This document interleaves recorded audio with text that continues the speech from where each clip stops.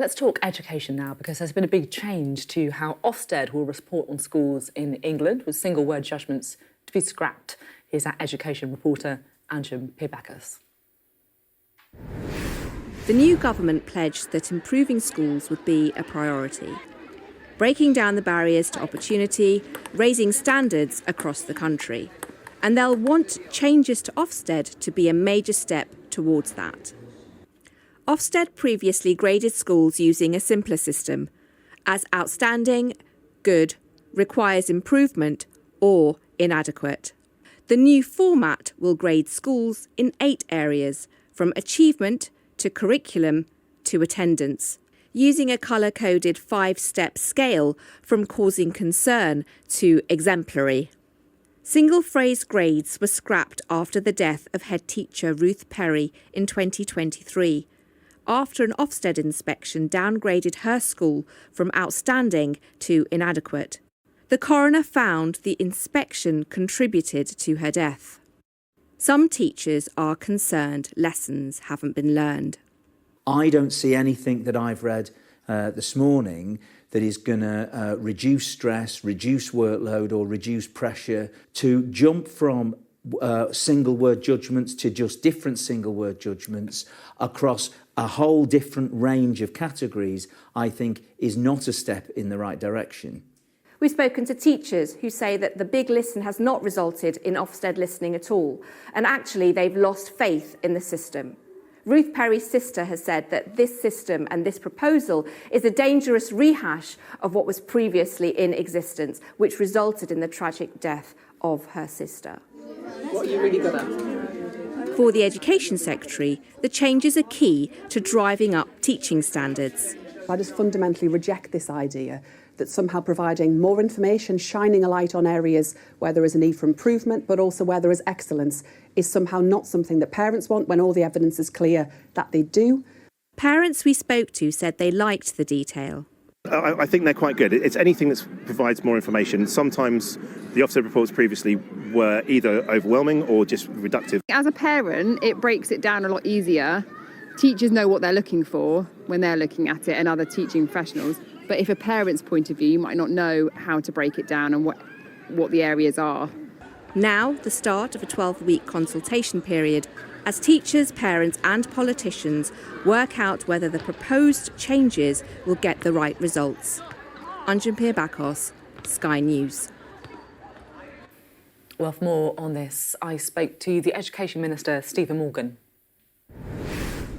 Thank you very much for being on the programme. So you are announcing some changes to the way that Ofsted reports on schools. What's the idea?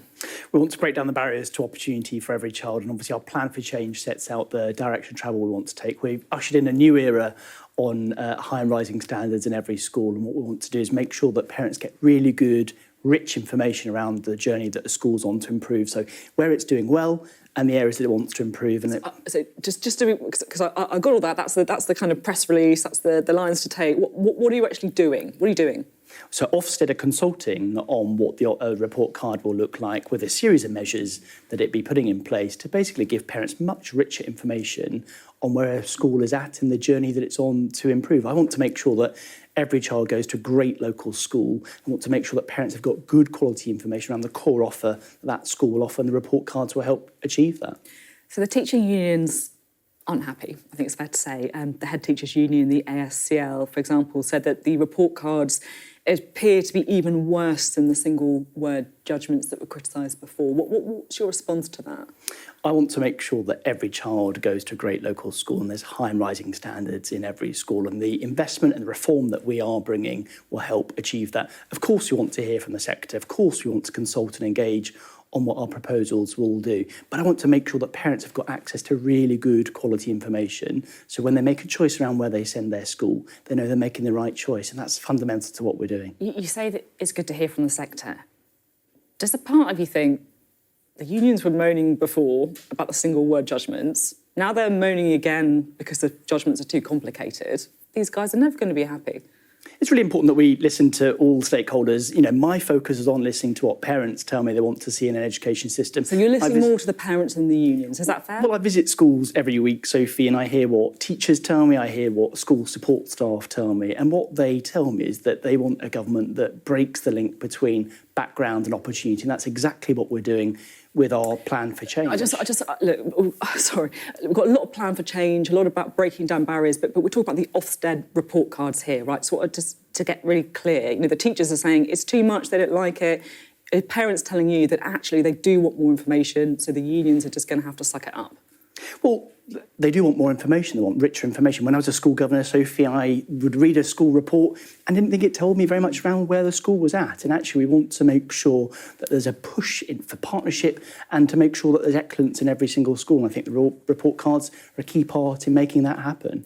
There's obviously a bit of a recruitment issue going on with teachers. I'm sure it's something that you're very aware of as well.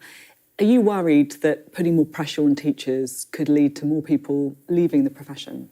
See, more broadly, our wider reforms obviously will make a real difference to the teacher recruitment and retention crisis that we've seen. Obviously, we increased teacher pay last year by 5.5%. There's lots of things in the Children's Wellbeing Bill that will hopefully improve the wellbeing of teachers. I want to see more flexible working in schools. We want to learn from the best in the education system to make sure that teachers are supported to do the vital job that they do, to make sure that every child succeeds and thrives.